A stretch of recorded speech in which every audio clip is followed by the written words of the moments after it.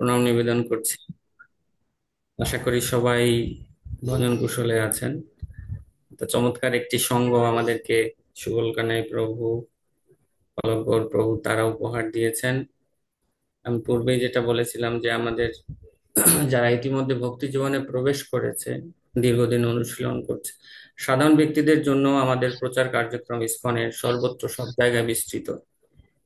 কিন্তু যারা ভক্তি জীবন অনুশীলন করছেন তাদের জন্য এরকম একটা প্ল্যাটফর্ম খুব প্রয়োজনীয় ছিল। আমরা দেখি একটা শিশু যখন জন্মগ্রহণ করে তাকে খুব নরম খাবার দেওয়া হয়, ব্লেন্ড করে খাবার খাওয়ানো হয়। কিন্তু একটা শিশু যখন বড় হতে থাকে তখনও যদি তাকে সে ব্লেন্ডকৃত খাবার খাওয়ানো হয়, তখন কিন্তু তার সঠিক পুষ্টি সাধনটা হয় না, তাকে অন্যরকম শক্ত খাবার দিতে হয়। তো এটা একটা সময়, যে ভক্তরা তাহলে দুর্বল হয়ে যাবে যাকে শক্ত খাবার দেওয়ার জন্য। আর আমাদের সুবল কানাই প্রভু, পালক গৌর প্রভুর এরা এই আমাদের মতো পতিত গৃহমেধী যারা রয়েছে, বিশেষভাবে তাদের প্রতি করুণা প্রদর্শন করে তারা এই যে শক্ত খাবারের ব্যবস্থা আমাদের জন্য করেছেন। এবং সপ্তাহে আহ, কয়েকটা দিন এইভাবে এই শক্ত খাবার প্রদান করার দ্বারা আমাদের পুষ্টি বিধান তিনি করছেন, এই জন্য অসংখ্য ধন্যবাদ। এই আমাদের কয়েকদিন ধরেই রামকথার আয়োজন হয়েছে এবং রামকথা চলছে। গতকাল আমাদের রামনবমী মহোৎসব হয়ে গেল। তো আমাদের অনেক মহান মহান ভগবত ভক্ত তারা খুব চমৎকার ভাবে রামকথা আলোচনা করেছেন।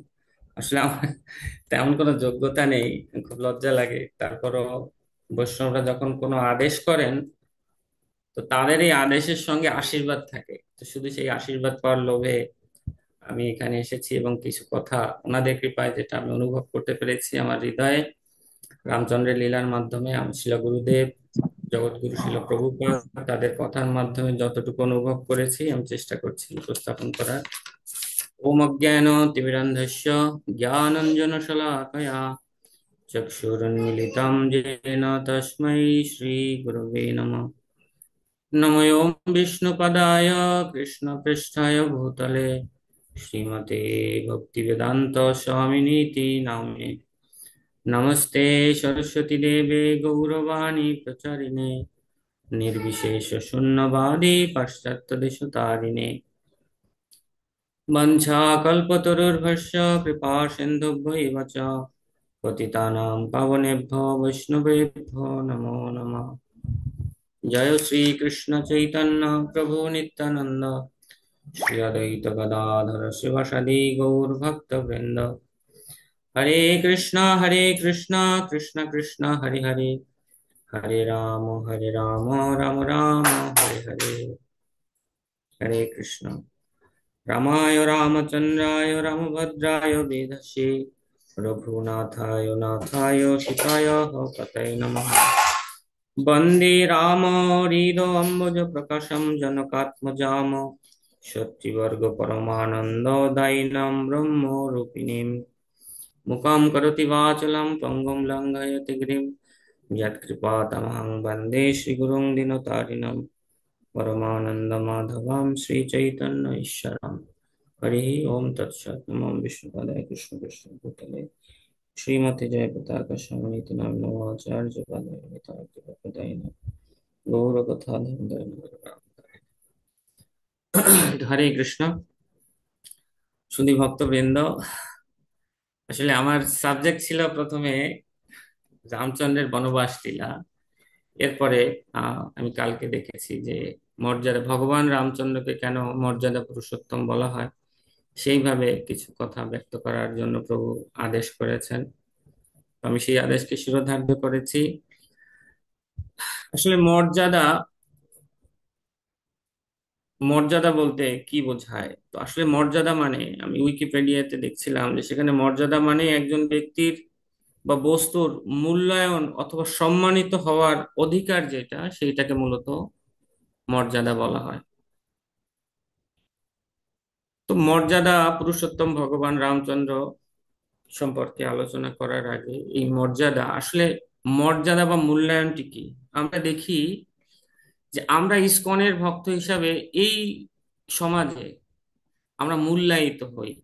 মানে আমাদেরকে দেখে মূল্য বিচার করে, কিভাবে ইসকনের ভক্ত হিসেবে তারা আমাকে মূল্য বিচার করে। আমি ইসকনের ভক্ত হিসেবে মূল্যায়িত হই কেন? কারণ আমার জীবনে, আমি, প্রত্যেকের জীবনেই প্রত্যেকে মূল্য নির্ধারণ করে। একটা মানুষ, সে কি মাছ মাংস আহারের প্রতি অধিক মূল্যায়ন করবে, বা সেইটাকে কি মূল্য বেশি দিবে, নাকি প্রসাদ ভোজনটাকে সে মূল্য বেশি দিবে? এটা তার ইচ্ছার উপরে নির্ভর করে। তার জীবনে সে কৃষ্ণ ভক্তিকে মূল্য বেশি দিবে, নাকি জড়জাগতিক ভোগ বিলাসকে সে বেশি মূল্য দিবে? এই মূল্যটা কে নির্ধারণ করবে? আত্মা অথবা ব্যক্তি সে মূল্য নির্ধারণ করবে। যেভাবে সে মূল্য নির্ধারণ করবে সেইভাবে সে কিন্তু মূল্যায়িত হবে। আমরা মূল্য নির্ধারণ করেছি কোনগুলোকে আমাদের জীবনে? প্রভুপাদের সোসাইটিতে চারটা নিয়ম পালনকে আমরা সবচেয়ে বেশি মূল্য দিয়েছি। আমরা 16 মালা জপকে সবচেয়ে বেশি মূল্য দিয়েছি। আমরা প্রসাদ ভিন্ন অন্য কোনো কিছু খাবো না, এই মর্মে আমরা মূল্যায়ন করছি। শ্রীকৃষ্ণের প্রতি পূর্ণ শরণাগত থাকার ব্যাপারে কিন্তু আমরা সবচেয়ে বেশি মূল্য আরোপ করেছি, যার কারণে জড়জাগতিক বিষয়গুলো আমাদের কাছে কম মূল্যায়িত হচ্ছে। এটা হচ্ছে মূল্যায়ন। আমি এগুলোকে মূল্য দিচ্ছি বলেই না সবাই আমাকে ইসকনের ভক্ত হিসেবে আমাকে মূল্যায়ন করছে। তো এইখান থেকে কোনো ব্যক্তি বা বস্তুকে আমরা কিরকম ভাবে মূল্যায়ন করব? যেমন সাধারণ জল আমরা কত ভাবে,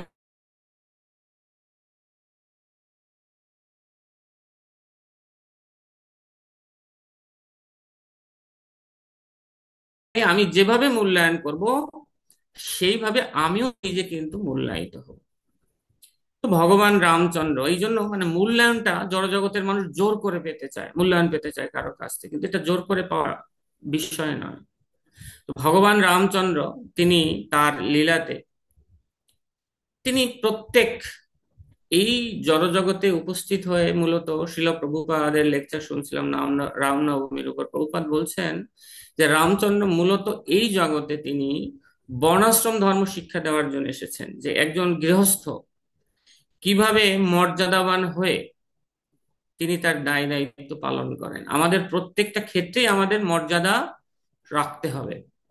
শ্রী চৈতন্য মহাপ্রভু যখন লীলা করছিলেন তখন একবার সনাতন গোস্বামী তিনি একবার এরকম ভাবে জিজ্ঞাসা করছিলেন যে আমার কি বৃন্দাবনে যাওয়া উচিত হবে, নাকি আমি চৈতন্য মহাপ্রভুর এখানেই থাকবো? তো তখন আহ, সেই ভক্ত তাকে বলেছিলেন যে না, আমার মনে হয় আপনার চৈতন্য মহাপ্রভুর কাছে থাকলে ভালো হবে। তো চৈতন্য মহাপ্রভু তখন বলেছিলেন যে মর্যাদার রক্ষণ হয় সাধুর ভূষণ। যে সনাতন গোস্বামী অত্যন্ত প্রবীণ, প্রবীণ ব্যক্তিকে উপদেশ দেওয়া বা সিদ্ধান্ত দেওয়া জুনিয়র ব্যক্তির এটা সাজে না। তো এই যে মহাপ্রভু কিন্তু এই মর্যাদা রক্ষণের ব্যাপারে খুব সচেতন ছিলেন, যে আমাদের যেন কখনো কোথাও কোনো মর্যাদা লঙ্ঘন না হয়। এই জন্য আমার এই মর্যাদা সংরক্ষণ করে চলতে হবে, এবং কোনো কিছুর মূল্য সম্পর্কে আমার জানতে হবে। যেমন বৈষ্ণব জগতে আমরা আসি, কিন্তু আমরা সবকিছু সঠিকভাবে মূল্যায়ন করি না, যার কারণে আমরা সেই সেই ব্যক্তি বা সেই সেই বস্তুর প্রতি আমরা অপরাধ প্রবণ হয়ে পড়ি। কিন্তু রামচন্দ্র ভগবান তিনি তার জীবনে এই মর্যাদাটাকে খুব সুন্দরভাবে সংরক্ষণ তিনি করেছিলেন। যেমন রামচন্দ্রের শ্রীমদ্ ভাগবতমে উল্লেখ করা হয়েছে যে একপত্নী ব্রত ধর রাজস্বী চরিত সূচি সধর্মম গৃহ মেদিয়ম শিক্ষায়ন স্বয়ং আচরেৎ। রামচন্দ্র কিভাবে মর্যাদা প্রতিষ্ঠা করেছেন? যে তার জীবনে, সাধারণত কোনো ব্যক্তির জীবনে এক পত্নী ধারণ করা, এটা সে যেমন এই স্ত্রীদের প্রতি মর্যাদা অর্পণ করেছেন, এর মাধ্যমে সংযমের শিক্ষার মাধ্যমে মর্যাদা অর্পণ করেছেন, তেমনি ভাবে তিনিও মর্যাদাবান হয়েছেন। যার কারণে একপত্নী ব্রতধর রাজস্বী চরিত সূচি, তিনি রাজা হয়ে ঋষির মতো আচরণ করেছিলেন। তার জীবনে খুব সংযম ব্রত তিনি ধারণ করেছিলেন, এবং তিনি অত্যন্ত সূচি সম্পন্ন ছিলেন। আর কিনা সধর্মম গৃহ মেদিয়ম, গৃহ মেদিয়ম বলতে গৃহমেদীদের কথা নয়, যারা গৃহস্থ। শ্রীমদ্ ভাগবতের ব্যাখ্যা করল যারা গৃহস্থ তাদের কথা এখানে বলা হয়েছে, যারা স্বধর্ম আচরণ করবে, মানে যারা বর্ণাশ্রম ধর্ম সঠিকভাবে পালন করবে, তাদের শিক্ষা করার জন্য স্বয়মে আচরে তিনি স্বয়ং আচরণ করে গিয়েছেন। ভগবান এই জগতে প্রকটিত হন এ সম্পর্কে আমাদের ভগবত গীতায় বলা হয়েছে, যদা যদা হি ধর্মস্য গ্লানির্ভবতি ভারত অভ্যুত্থানম অধর্মস্য তদাত্মনাং সৃজনঃ। তিনি সাধুদের পরিত্রাণ করার জন্য, ধর্ম সংস্থাপনের জন্য তিনি এই জগতে আবির্ভূত হন। তো রামচন্দ্র ভগবান তেমনি এই জগৎবাসীকে শিক্ষা প্রদান করার জন্য কিন্তু তিনি এই জগতে এসেছেন। যে রামচন্দ্র অপ্রকট হয়ে যাওয়ার পরও প্রভুপাদ বলছেন যে এখনো পর্যন্ত সেই রামচন্দ্রের অথবা রামচন্দ্রের সময়কার সেই রাজ্যের কথা আমরা শ্রেষ্ঠত্বে অথবা মর্যাদা, কোনো কিছুতে মর্যাদা অর্পণের জন্য আমরা এটা এখনো ব্যবহার করি। তা রামচন্দ্র কিভাবে তিনি মর্যাদা পুরুষোত্তম হয়ে উঠেছিলেন সেই প্রসঙ্গে আমরা আলোচনা করার চেষ্টা করব। তো সর্বপ্রথমে তিনি তার গুরুদেবের প্রতি কি ধরনের মর্যাদা অর্পণ করেছেন বা সেই শিক্ষার মাধ্যমে কি শিক্ষা আমাদেরকে দিয়েছেন আমরা দেখি। যে ছোটবেলায় যখন এই চার ভাই তারা গুরুগৃহে শিক্ষা লাভ করলো, গুরুগৃহে শিক্ষা লাভ করে যখন তারা আহ দশরথের কাছে আসলো, তখন হঠাৎ করে একদিন বিশ্বামিত্র মুনি তিনি আসলেন এবং এই রাম লক্ষ্মণকে তিনি চেয়ে বসলেন। এবং রাম লক্ষ্মণকে যখন চেয়ে বসলেন, অনেক সময় আছে অনেক ছোট ছেলে মেয়েরা তারা পিতার আশ্রম ছেড়ে যেতে চায় না, কিন্তু রাম লক্ষ্মণ কিন্তু সেরকম ছিলেন না। গুরুদেবের আদেশকে শিরোধার্য করে তিনি রওনা দিয়েছেন এবং অত স্নেহময় পিতা এবং অত স্নেহময় মাতা, তিনি কিন্তু পিছন ফিরে আর দ্বিতীয়বার তাকাননি। কারণ আমাদের জীবনের সর্বাধিক গুরুত্বপূর্ণ হচ্ছে শ্রী গুরুদেব। শ্রী গুরুদেবের চেয়ে গুরুত্বপূর্ণ আর কেউ নেই, যার কারণে আমাদের চৈতন্য চরিতামৃতে বর্ণনা দেওয়া হয়েছে যে সেই সে পরম বন্ধু, সেই পিতা মাতা শ্রীকৃষ্ণ চরণে যেই প্রেম ভক্তি দাতা। ভগবানের চরণে যিনি প্রেম ভক্তি দাতা, যিনি আমাদের গুরু, তিনি হচ্ছেন পরম বন্ধু। এই জগতে আমাদের দুইজন বন্ধুর কথা বিশেষভাবে বলা হয়েছে। একজন বন্ধু তিনি হচ্ছেন পরমাত্মা রূপী বন্ধু, যিনি সবসময় আত্মা রূপ প্রাকৃতিক জীবের দিকে তাকিয়ে থাকেন, আমাদের হৃদয়ে যিনি অবস্থান করেন, হৃদ্দেশে অর্জুন তিষ্ঠতি। এবং আর একজন বন্ধু হচ্ছে সেই পরমাত্মা স্বরূপেরই সাক্ষাৎ কৃপাময় মূর্তি, জিনিস কৃষ্ণ কৃপাশ্রী, কৃষ্ণের করুণা বা কৃপা মূর্তিমান রূপ ধারণ করে আমাদের সামনে যখন আসেন, তাকে আমরা শ্রী গুরুদেব বলে জানি। তিনি সঙ্গে সঙ্গে সেখানে গেলেন। এরপরে হচ্ছে আমাদের যারা অসুররা তাদেরকে তিনি বধ করলেন, সীতার হরধনুক ভঙ্গ করে সেই সীতা দেবীকে বিবাহ লীলা করে তিনি নিয়ে আসলেন। সবচেয়ে বড় সমর্পণটি কখন হলো? যখন রামচন্দ্র রাজা হলেন। শ্রীমদ্ ভাগবত বর্ণনা করা হয়েছে রামচন্দ্র কি করলেন। তার রাজ্য অভিষেকের সময় তিনি যখন রাজা হয়েছেন, সেই তিনি এবং সীতা দেবী দাঁড়িয়ে তার যত সম্পদ সম্পত্তি এবং রাজ্য আছে সবটাই তিনি ব্রাহ্মণদের মধ্যে ভাগ করে দিলেন। আচার্যয়ম দদৌ শেষাম। আচার্য, আমরা যেমন আমাদেরকে বলা হয় যে আচার্য নিষ্ঠা থাকা উচিত আমাদের, পূর্বতন যারা আচার্য তাদের প্রতি নিষ্ঠা। কেমন নিষ্ঠা? পূর্ণ সমর্পণ। পূর্ণ সমর্পণ যদি না করে কেউ, প্রপত্তি যদি স্বীকার না করে, তাহলে সেটা আচার্য সেটা শিষ্য হিসাবে সে পরিগণিত হবে না। এখানে রামচন্দ্র শিক্ষা দিয়েছেন যে কিভাবে আমাদের ভগবানের চরণে এবং শ্রী গুরুদেবের চরণে আমাদের আত্মসমর্পণ করা উচিত। যেমন করে বলি মহারাজ তার সর্বস্ব প্রদান করেছিলেন ভগবানকে, রামচন্দ্র সেই শিক্ষা দিচ্ছে। আচার্যয়ম দদৌ শেষাম। যা কিছু ছিল অবশিষ্ট সমস্ত রাজ্য তিনি ব্রাহ্মণদের মধ্যে ভাগ করে দিলেন। যাবতী ভূত দন্তরা মন্যমান ইদম কৃতস্নম ব্রাহ্মণ অর্হতে নিস্পৃহ। তিনি কেন সেই ব্রাহ্মণদেরকে দান করেছিলেন? ব্রাহ্মণ, ব্রাহ্মণ বলতে এখানে বোঝানো হয়েছে যারা ভগবানের ভক্ত, তারা নিস্পৃহ, বিষ্ণু প্রীতি ছাড়া তাদের আর কোনোতে কিছুতে প্রীতি লাগে না। সেই সমস্ত ব্রাহ্মণদেরকে তিনি সবকিছু দান করেছিলেন। ভাগবতের বর্ণনা দেওয়া হয়েছে শুধুমাত্র রামচন্দ্রের গলায় কিছু স্বর্ণ এবং তার আভূষণ ভিন্ন, তার আর কোনো সম্পদ সম্পত্তি তখন ছিল না। এবং মাতা সীতার নাসিকায় একটা নাকফুল এবং তার আভূষণ ছাড়া আর কোনো অলংকার আদিও তার ছিল না।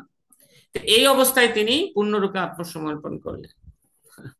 আমরা কি পারবো এরকম ভাবে আচার্য চরণে সবকিছু সমর্পণ করতে? করার কিন্তু কথা। দীক্ষাকালে ভক্ত করে আত্মসমর্পণ, সেই কালে কৃষ্ণ তারে করে আত্মসম। আমার দেহ আর এই যে গুরু তার শিষ্যকে আমার চরণে আত্মসমর্পণ করলে, এই দুই দেহের মধ্যে কোনো ভেদ নেই। ভগবানের নিজের অঙ্গ যেমন যখন ভগবানের চরণে আত্মসমর্পণ করা হয় তখন সেও ঠিক ভগবানের অঙ্গ সম্ভূতই হয়। তাই ভগবান বলেছেন, দীক্ষাকালে ভক্ত করে আত্মসমর্পণ, সেই কালে কৃষ্ণ তারে করে আত্মসমর্পণ। এইখানে একটু গুরুতত্ত্ব আমরা বলি। আহ তো গুরু শিষ্যকে পরীক্ষা করবে, শিষ্য গুরুকে পরীক্ষা করবে, এটা হচ্ছে দীক্ষার নিয়ম। আমরা পরীক্ষা করে একজনকে গুরু রূপে বরণ করি, আর গুরুদেবও আমাদের দীক্ষার পূর্বে আমাদেরকে তিনি পরীক্ষা করেন। পরীক্ষা নিরীক্ষা করে দুইজনের সম্বন্ধ স্থাপিত হয়।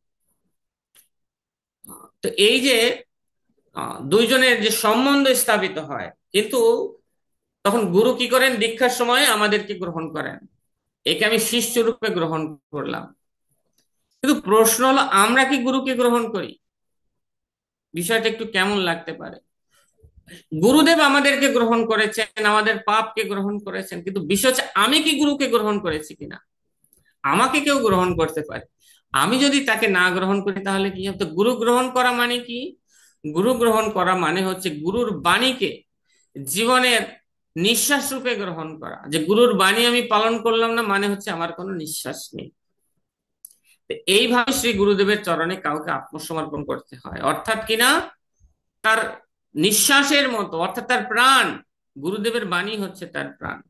তো এইভাবে আমাদের গুরুদেবের চরণে আত্মসমর্পণ করা, কারণ রামচন্দ্র সেইভাবে তিনি এই যে গুরুর বা আচার্যদের মর্যাদা তিনি স্থাপন করেছিলেন, যে তাদেরকে সব অর্পণ করলেন। তো আচার্যদের চরণে অর্পণ করার পর কি ঘটেছিল না, আচার্যরা রামচন্দ্রের প্রতি খুশি হয়ে স্নেহবশত আবার সেই সমস্ত সম্পত্তি আবার রামচন্দ্রকে তিনি ফিরিয়ে দিয়েছিলেন। এই যে আচার্যদের প্রতি, ব্রাহ্মণদের প্রতি তীব্র বিশ্বাস, তীব্র ভক্তি, যেটা তাকে মর্যাদার একদম সুউচ্চ আসনে কিন্তু তাকে সমুন্নত করেছিল। আমরা কেন মর্যাদা পাই না? আমরা কেন মর্যাদা ধরে রাখতে পারি না? কারণ আমাদের আত্মসমর্পণের মধ্যে আমাদের সমস্যা রয়েছে, যে গুরুদেবের চরণে পূর্ণ আত্মসমর্পণ আমরা করতে চাই না, যার কারণে আমরা মর্যাদাটা রাখতেও পারি না। কিন্তু রামচন্দ্র কিন্তু সেটা করতে তিনি সমর্থ হয়েছিলেন, যে গুরুদেবের সেই চরণ কমলে সমস্ত কিছু অর্পণ করেছে, এবং পরবর্তীতে ব্রাহ্মণরা তাকে আবার সমগ্র রাজত্ব বা সমগ্র পৃথিবী তাকে ফিরিয়ে দিয়েছিলেন। তো আমরা রামচন্দ্রের পিতার প্রতি মর্যাদা দেখি, যার কারণেও তিনি শ্রেষ্ঠত্বের আসনে আজকেও আজকেও পিতামাতা প্রতি শ্রদ্ধা ভক্তির উদাহরণ দিতে গেলে রামচন্দ্রের উদাহরণ দেই। কেন? পিতামাতার মর্যাদাকে তিনি সমুন্নত রেখেছিলেন। বিশেষভাবে তার মাতা রামচন্দ্রকে, কৌশল্যা, কৈকেয়ী আর সুমিত্রা, এই তিনজনের মধ্যে রামচন্দ্রকে সবচেয়ে বেশি ভালোবাসতেন হচ্ছে কৈকেয়ী। কোনো খেলাধুলা করতে গেলে রামচন্দ্র দৌড়ে আগে আসতেন কৈকেয়ী মাতার কাছে, এবং কৈকেয়ী মাতা তার পুত্র ভরতের চেয়েও অধিক অধিক স্নেহ করতেন হচ্ছে রামচন্দ্রকে। রামচন্দ্র তার চোখের মণি ছিল। তো এইভাবে কৈকেয়ী মাতার প্রতি, কৌশল্যা এবং সুমিত্রা মাতার প্রতি তার যে শ্রদ্ধা ভক্তি বা মর্যাদা বোধ ছিল।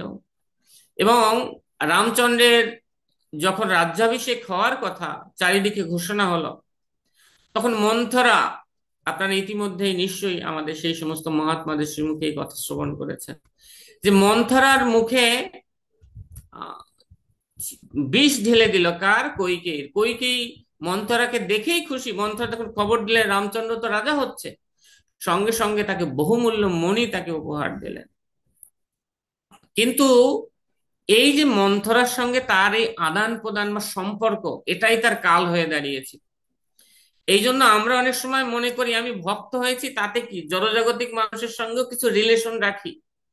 কিন্তু জড়জাগতিক মানুষের সঙ্গে যখন আমরা রিলেশন রাখি, দদাতি প্রতিগিন্নাতি গুহ্যম আখ্যাতি পৃচ্ছতি মুঙ্ক্তে ভজয়তে চৈব সরবি ভক্তির প্রসিদ্ধতি। কিন্তু এই ছয়টা আমরা যখন জাগতিক মানুষের ক্ষেত্রে কি হয়, তখন কি করে, দদাতি, যখন কিছু দান করব সেও আমাকে কিছু গিফট করবে। তো আমি তাকে ঠিক সেই পরিমাণ দান করব যে তার গিফটের, আমরা দেখবেন গিফটের মূল্যায়ন, যে ও আমাকে এইটা দিল, আমাকেও তো সেই রকম একটা বিষয় দিতে হবে। তখন আর ভগবত গীতা তাকে আমরা তুলে দেই না, ঠিক ওই ধরনের মূল্যবান একটা জাগতিক বস্তুই তাকে তুলে দেই। সে আমাকে একটা জাগতিক বস্তু প্রদান। এইভাবে সম্বন্ধের কারণে তার ঐশ্বর্য দেখে আমি আকৃষ্ট হই, এইভাবে কিন্তু আমরা কলুষিত হয়ে পড়ি। দদাতি দান করতে হবে কাকে? যেমন এই কৈকেয়ী দান করলেন হচ্ছে যে এই মন্থরাকে তিনি দান করলেন, যে কিনা তার কর্ণে ভক্তির বিরুদ্ধে বিষ অর্পণ করতে তিনি এসেছেন। তার সঙ্গে যদি দদাতি প্রতিগিন্নাতি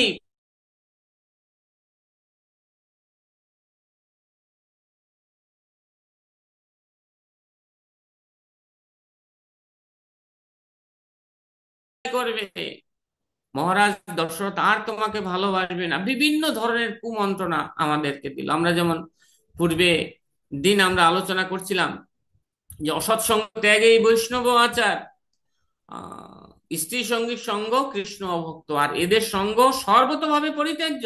চৈতন্য মহাপ্রভু বলেছেন, মহাপ্রভুর উপর যখন আমি নিজে বুদ্ধি খাটাই তখন আমি মায়াগ্রস্ত হই। যেমন আমরা অর্জুন মহাশয়ের লীলাতে দেখি, কিছু প্রাসঙ্গিক বিষয় টেনে আনছি আমাদের শিক্ষার জন্য। আসলে আমরা লীলার মানে আমি ব্যক্তিগতভাবে লীলার স্তরের নই, কারণ লীলা শুনে অনেক উন্নত স্তরের ভক্তরা, আমাদের দরকার হচ্ছে শিক্ষাটা, এই জন্য বেশি করে শিক্ষার বিষয়ে আলোচনা করছি। তো যখন অর্জুন যুদ্ধ করতে এসেছে, যে তখন সে কিন্তু তার স্মৃতি সুন্দর ছিল, ধর্মজ্ঞান ছিল, সে ভগবান শ্রীকৃষ্ণকে অনুরোধ করে তার সারথি হওয়ার জন্য তিনি নিয়ে এসেছেন, যে কৃষ্ণ তুমি আমার জীবনের সারথি হও, তুমি আমাকে পরিচালনা করো। কৃষ্ণ বলছে ঠিক আছে। যখন কৃষ্ণ তাকে নিয়ে আসলেন যুদ্ধ করতে, যুদ্ধ করার জন্য, তখন অর্জুন নিজের একটু বুদ্ধি খাটাচ্ছেন। অর্জুন স্বয়ং কৃষ্ণকে বলছেন যে হে বন্ধু, তুমি আমাকে আমি একটু দেখতে চাই কে কে আমার সঙ্গে যুদ্ধ করতে এসেছে। অর্জুন নিজে নিজে থেকে দেখতে চাইলেন, যখন দেখলেন তখনই তিনি মায়াগ্রস্ত হয়ে পড়লেন। তিনি বললেন যে দুর্বুদ্ধে সেই সমস্ত দুর্যোধন আদি তাদেরকে আমি দর্শন করতে চাই, দুর্বুদ্ধের দুর্যোধনদের দর্শন করতে চাই। কিন্তু তিনি যখন দেখলেন তখন সেই দুর্বুদ্ধে সেই সমস্ত দুর্যোধন আদিকে তখন তিনি কি বললেন না, স্বজনম কৃষ্ণ, হে কৃষ্ণ এ তো আমার স্বজন। দুর্বুদ্ধেরা কি হয়ে গেল তখন মায়াগ্রস্ত হয়ে? দুর্বুদ্ধ থেকে তারা হয়ে গেল স্বজনম, হে কৃষ্ণ এ তো আমার স্বজন, এদের কি করে বধ করবো? তো এই জন্য কখনো ভক্তি জীবনে নিজের বুদ্ধি খাটাতে নেই, কৃষ্ণের প্রতি পূর্ণ সমর্পণ, শাস্ত্রে যেভাবে আছে সেইভাবে চলবো, কৃষ্ণ নিয়ে আসছে যুদ্ধ করতে, আমি যুদ্ধ করবো, এই হচ্ছে ভক্তি। ভক্তি জীবনে নিজের বুদ্ধি কখনো খাটানো যাবে না, শাস্ত্রে যেভাবে আছে সেইভাবে আমাদের আচরণ করতে হবে।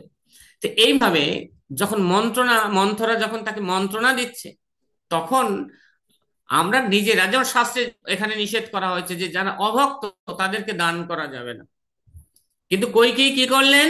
দান করে ফেসে গেলেন, দান করে ফেসে গেলেন। এই আমাদের জন্য শিক্ষা, আমরা যারা রয়েছি, এই দদাতি যদি জাগতিক মানুষের সঙ্গে করতে যাই, করতে গেলে ভালো ভগবত গীতা দিয়ে সমাপ্ত করো ভাই, কিন্তু অন্য কোনো কিছু দান করতে গেলেই কিন্তু সেখানে বিপদ আছে। আমরা ভাবি না আমরাও সামাজিক, আমরা কোন সোসাইটিতে সামাজিক হতে চাই? প্রভুপাদ বলেছেন কুকুর বিড়ালের সোসাইটিতে আমরা যদি সামাজিক হতে চাই তাহলে কুকুর বিড়ালই হতে হবে, অন্য কিছুর দ্বারা হতে পারবো? পারবো না। আমরা একই সাথে এই জগতেও সামাজিক হতে চাই, ওই জগতে হতে চাই। গোপীদের শিক্ষা এখানে, হয় শ্যাম রাখো না হয় কুল রাখো, যে কোনো একটা রাখতে হবে। আমরা চাই শ্যাম রাখতে, যার কারণে কুলে একটু অন্যরকম ব্যাপার ঘটতেই পারে। তো এই জন্য দান করতে গিয়ে কিন্তু আমাদের কইকেয়ী মাতা তিনি ফেসে গেলেন। তিনি দান করলেন দদাতি প্রতিগৃহ্ণাতি, প্রতিগৃহ্ণ রূপে তিনি কি পেলেন? কুপরামর্শ পেলেন তিনি। এবং কি তখন নিজেদের মধ্যে কি শুরু হলো? গুহ্যম আখ্যাতি পৃচ্ছতি। সে কোন গুহ্য কথা? ভক্তি উন্নয়নের জন্য না, তখন জড়জাগতিক বিষয়ক কথা আমাদের মধ্যে চলতে লাগলো। যার কারণে কইকেয়ী তিনি অপরাধ প্রবণ হয়ে পড়লেন, রামচন্দ্রের প্রতি তার ঘৃণার জন্ম হলো। কারণ অসৎসঙ্গের ফলই হচ্ছে এই, চৈতন্য মহাপ্রভু না করছে অসৎসঙ্গ করা যায়। আমি কি এই জন্য জীবনে ভগবানের কাছে যেতে চাই? প্রথমে সেটা সিদ্ধান্ত নিতে হবে ভক্তি জীবন শুরু করার আগে। যদি সিদ্ধান্ত হয় হ্যাঁ আমি এই জন্মেই ভগবানের কাছে ফিরে যাব, তখন আসতে হবে কোন কোন বিষয় নিষিদ্ধ, প্রতিকূল্য বর্জনম, কোন কোন বিষয় আমার জীবনে নিষেধ করেছেন ভগবান। অসৎ সঙ্গ নিষেধ করেছেন, আমি কৃষ্ণের কাছে ফিরে যেতে চাই, আজকে থেকে অসৎ সঙ্গ করবো না, তাতে কেউ সামাজিক বলুক আর অসামাজিক বলুক, যদি এই জন্মে যেতে চাই। আর যদি এই জন্মে যেতে না চাই তাহলে সেটা ভিন্ন কথা। এই জন্মে যেতে চাইলে যেটা নিষিদ্ধাচার সেটা নিষিদ্ধ, সেটা করা যাবে না। অসৎ সঙ্গ ত্যাগ এই বৈষ্ণব আচার, স্ত্রীর সঙ্গীর সঙ্গ কৃষ্ণ ভক্ত, এই দুইটা হচ্ছে অসৎ সঙ্গ, এটা আমাদের লাইফে করা যাবে না। চারটা নিয়ম পালন করতে হবে।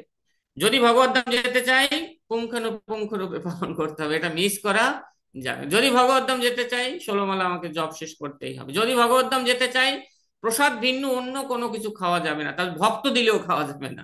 আমরা ভাবি ভক্তরা কেন অপ্রসাদী জিনিস দেবে, ভক্তরা অপ্রসাদী জিনিস দেয়, অ্যাভেলেবেল খাচ্ছে। এগুলো কোনো বাজে বিচার ছাড়া, আমরা ইসকনের কেউ রান্না করলে, ইসকনের কেউ দিলেই টপাটপ আমরা কোনো বিচার ছাড়া খেয়ে ফেলি। প্রভুপাদ কি বলছেন, ইসকনের হও আর তুমি বাইরের হও ভাই, যে রান্না করবে তার মানসিকতা রান্নায় সঞ্চার হবে।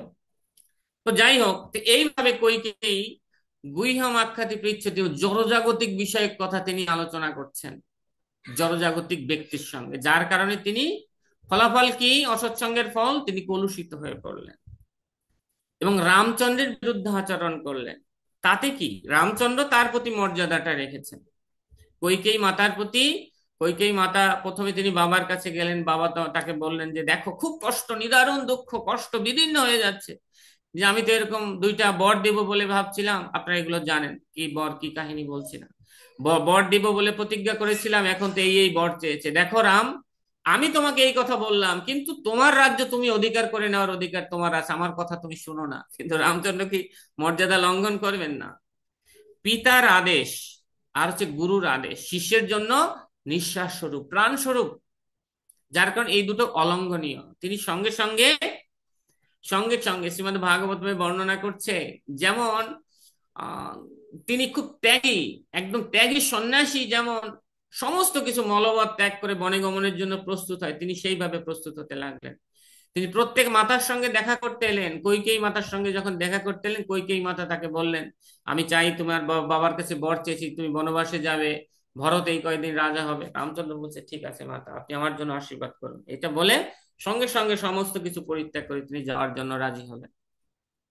পিতার প্রতি মর্যাদাটা কিন্তু তিনি রক্ষা করলেন এখানে, যার কারণে তিনি সারা জগৎ জুড়ে তিনি মর্যাদাবান হয়েছেন, মর্যাদা পুরুষোত্তম হয়েছেন। এই জগতের মানুষ তো মর্যাদাবান হতে পারে, কিন্তু রামচন্দ্র শুধু মর্যাদা নয়, তিনি মর্যাদা পুরুষোত্তম। এই জগতে যত মর্যাদা আছে, সমগ্র মর্যাদার মধ্যে শ্রেষ্ঠ মর্যাদাটা তিনি স্থাপন করেছেন, শ্রেষ্ঠ মর্যাদাটা তিনি স্থাপন করেছেন এই রামচন্দ্র ভগবান, যার জন্য তাকে বলা হয় মর্যাদা পুরুষোত্তম। প্রেম পুরুষোত্তম বলা হয় চৈতন্য মহাপ্রভুকে, আর লীলা পুরুষোত্তম বলা হয় ভগবান শ্রীকৃষ্ণ। নিশ্চয়ই এতদিন আপনারা এই কথা শুনেছেন।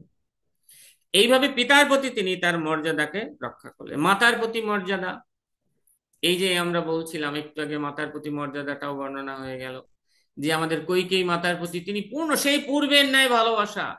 মাতা আমাকে কি বলেছে এটা তিনি গ্রহণ করছেন না কেন? রামচন্দ্র তো পারতেন প্রতিবাদ করতে, এই অধিকার ছিল, সন্তানের অধিকার আছে পিতার কোনো বিষয় বস্তুতে প্রতিষ্ঠা করার, অধিকার প্রতিষ্ঠা করার জন্য, কেস কাণ্ড করার জন্য, আমরা যেমন জড়জগতে করি। কিন্তু না, রামচন্দ্র সেটা করেননি কেন? তিনি তো শাস্ত্র শিক্ষা দেওয়ার জন্য এসেছেন। আমাদের যারা ভগবানের ভক্তরা রয়েছে, যে ব্যক্তি ভগবানের চরণে কোনো অভিযোগ করে সে শুদ্ধ ভক্ত নয়, এক কথায় শেষ, সে শুদ্ধ ভক্ত নয়। যত অভিযোগ তত হচ্ছে তার অশুদ্ধতা। কি কি অভিযোগ? হে ভগবান, আমার জীবনে কেন এটা ঘটলো? হে ভগবান, আমার কেন ডায়াবেটিস হলো? জাগতিক কত মানুষ তো কত খাওয়া দাওয়া করে, তাদের তো হয় না। হে ভগবান, আমার কেন এই ধরনের এই প্রিয় ব্যক্তির মৃত্যু কেন আমার জীবন থেকে হয়ে গেল? কেন আমার জীবনে এত দুঃখ কষ্ট? কেন আমার জীবনে কোনো সুখ নেই? আমি তো সবসময় তোমার দিব্য নাম জপ করি, সবকিছু করি, তারপর কেন আমার জীবনে, কেন প্রশ্ন যদি কেউ করে তাহলে সে শুদ্ধ ভক্ত নয়। কেন? কারণ সে তো ইতিমধ্যেই শিক্ষা লাভ করেছে কি, ঈশ্বর পরমকৃষ্ণ সচ্চিদানন্দ বিগ্রহ, বেশ ভালো, অনাদির আদি গোবিন্দ, তাও মানলাম, সর্বকারণ কারণম, he is the cause of all causes, তিনি সমস্ত কারণের মুখ্য কারণ হচ্ছেন তিনি। এই যে সৃষ্টি করেছেন ব্রহ্মা, মুখ্য সৃষ্টিকর্তা, ভাগবতমে বলা হয়েছে ভগবান শ্রীকৃষ্ণকে। এই যে প্রকৃতি দেবী আমাদের কর্ম অনুসারে ফল প্রদান করছেন, তিনি গৌণ ফল প্রদায়ক, মুখ্য ফল প্রদায়ক হচ্ছেন কে? কৃষ্ণ। যদিও তিনি বাঁশি বাজাতে থাকেন, কিন্তু মূল নায়ক হচ্ছেন তিনি, তিনি সবকিছু করছেন।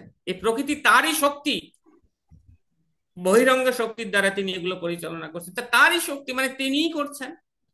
অতএব কৃষ্ণ ভালোভাবেই জানেন আমার জন্য কোনটা প্রয়োজনীয় কোনটা অপ্রয়োজনীয়। যার দরুন আমাদের ভক্তি সিদ্ধান্ত সহিষ্ণু ঠাকুর তিনি বলেছেন মঙ্গলময়ের সবই মঙ্গল। অর্থাৎ আমি যখন আমার দুঃখ অপনোদনের জন্য ভগবানের কাছে প্রার্থনা করি, তখন ভগবান কি বলেন? কৃষ্ণ ভক্ত ভগবান কি বলেন? কৃষ্ণ কহে আমা ভজে মাগে বিষয় সুখ, আমাচারী বিষয় মাগে এই বড় দুঃখ।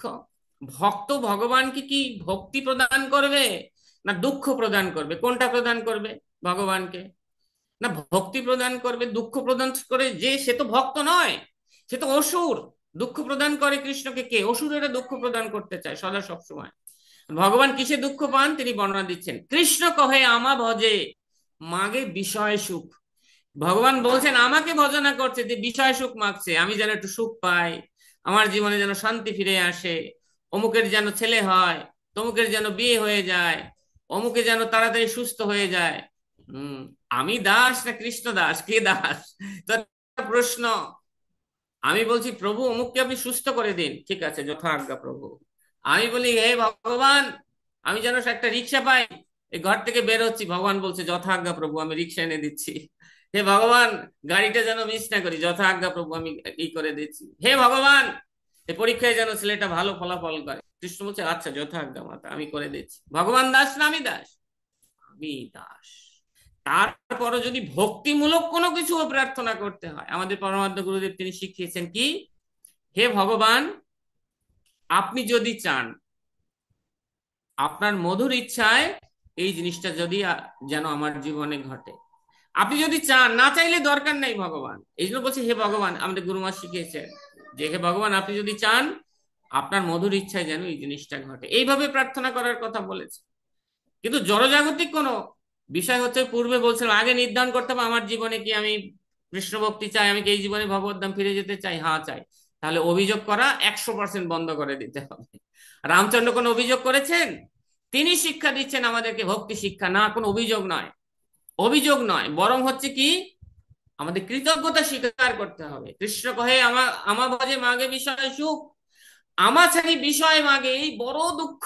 কৃষ্ণ খুব দুঃখ পান। কেউ যখন তার কাছে অন্য কোনো প্রার্থনার ডালি নিয়ে যান, আমরা সবাই বলি বিভিন্ন বৈষ্ণব সেবাটা এই সেই খেতে যাই, আমাদের অথরিটিরা আমাদেরকে প্রতিজ্ঞা করান, কে সবাই হাত তোলেন, জয় শ্রীকৃষ্ণ চৈতন্য প্রভু নিত্যানন্দ শ্রী অদ্বৈত গদাধর শিবাসারি গৌর ভক্তবৃন্দ। শেষে বলা হয় অমুকের যেন এই জিনিসটা হয়।